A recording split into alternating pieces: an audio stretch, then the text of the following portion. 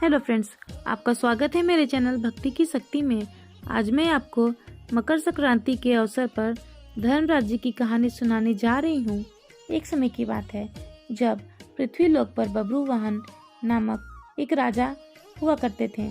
उनका राज्य बड़ा ही सुखद था, समृद्ध था एवं राजा भी बड़े दयालु थे। उसी राज्य में एक ब्राह्मण हरिदास निवास करते थे।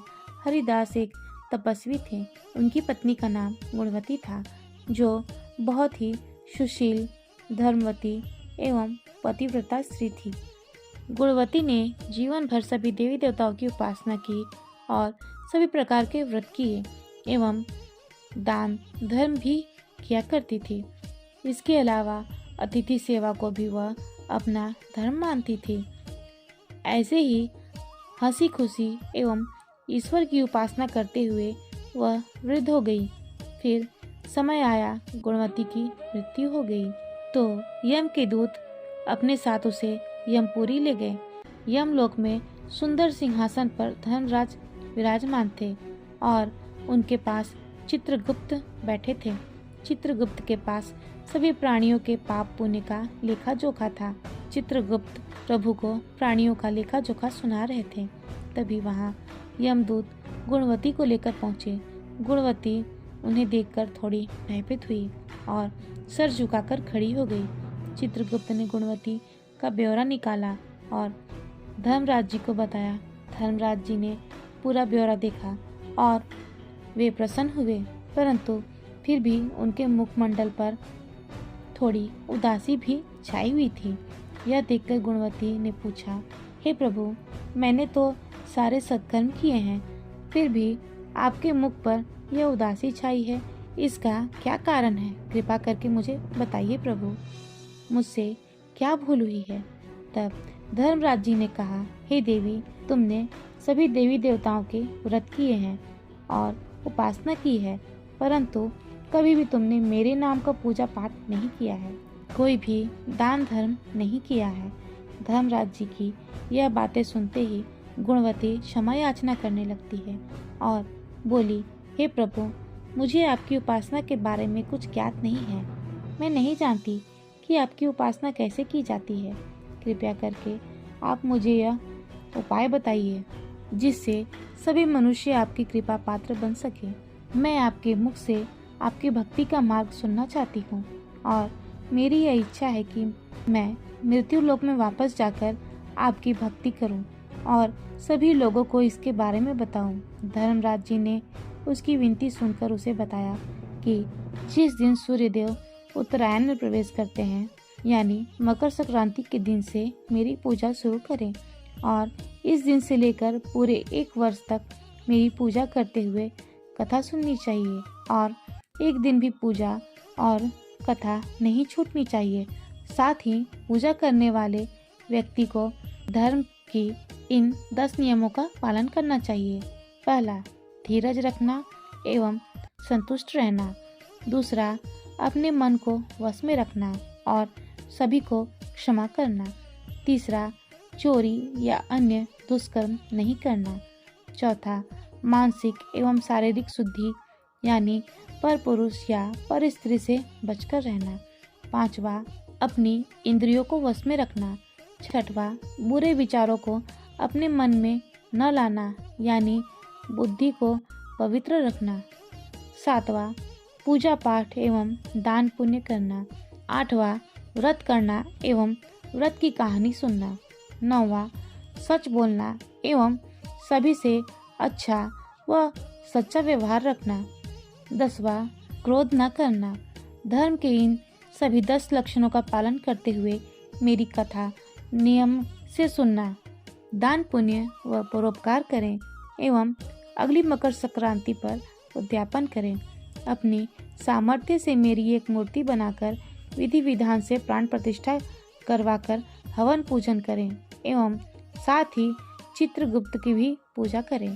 काले तिल के लड्डुओं का भोग लगाएं, ब्राह्मणों को भोजन करवाएं व बांस की टोकरी में 5 सेर अनाज का दान करें। इसके अलावा गरीबों व जरूरतमंदों को गद्दा, तकिया, कंबल, लोटा व वस्त्र आदि का दान करें। हो सके तो गौदान भी करें। धर्मराज के व्रत की पूरी कथा सुनकर गुणवती ने पुनः धर्मराज से प्रार्थना की और कहा, हे प्रभु, मुझे फिर से मृत्यु लोक में जाने दीजिए, जिससे मैं आपके व्रत को करूं और इस व्रत का प्रचार भी लोगों के बीच करूं। इस बात पर यमराज जी ने अपनी सहमति दे दी। धरती लोक पर गुणवती पुनः जीवित हो उठी और उसके परिजन बहुत प्रसन्न हुए। गुणवती ने धर्मराज से हुए वार्तालाप के बारे में अपने पति को बताया और बोली कि हम यह व्रत अवश्य करेंगे और धर्म के नियमों का पालन भी करेंगे। मकर संक्रांति आते ही गुणवती और उसके पति ने व्रत शुरू कर दिया और 1 वर्ष पश्चात इसका उद्यापन किया। इसी व्रत के प्रभाव से उन पर धर्मराज जी की कृपा हुई, उन्हें मोक्ष की प्राप्ति हुई। जय हो धर्मराज जी की। मकर संक्रांति हिंदू धर्म का प्रमुख त्योहार है। यह पर्व पूरे भारत में किसी न किसी रूप में मनाया जाता है। जब सूर्य मकर राशि में आते हैं तब इस संक्रांति को मनाया जाता है। यह त्योहार हर वर्ष जनवरी माह की 14 तारीख को मनाया जाता है। कभी कभी यह त्योहार 15 जनवरी को भी मनाया जाता है। यह इस बात पर निर्भर करता है कि सूर्य कब धनु राशि को छोड़कर मकर राशि में प्रवेश करते हैं। इस दिन से सूर्य की उत्तरायण गति आरंभ होती है और इसी कारण से इसे उत्तरायणी भी कहा जाता है। मकर संक्रांति से कई पौराणिक कथाएं जुड़ी हुई हैं। कहा जाता है कि इस दिन भगवान सूर्य अपने पुत्र शनि से मिलने स्वयं उनके घर जाया करते थे। शनिदेव चूंकि मकर राशि के स्वामी हैं, अतः इस दिन को मकर संक्रांति के नाम से जाना जाता है। मकर संक्रांति के दिन ही गंगा माँ भगीरथ के पीछे पीछे चलकर कपिल मुनि के आश्रम से होते हुए सागर से मिली थीं। यह भी मान्यता है कि गंगा माँ को धरती पर लाने वाले महाराज भगीरथ ने अपने पूर्वजों का उद्धार के लिए इस दिन ही तर्पण किया था। उनका तर्पण स्वीकार करने के बाद इसी दिन गंगा माँ समुद्र में जाकर मिली थी। इसलिए मकर संक्रांति पर गंगा सागर में मेला लगता है।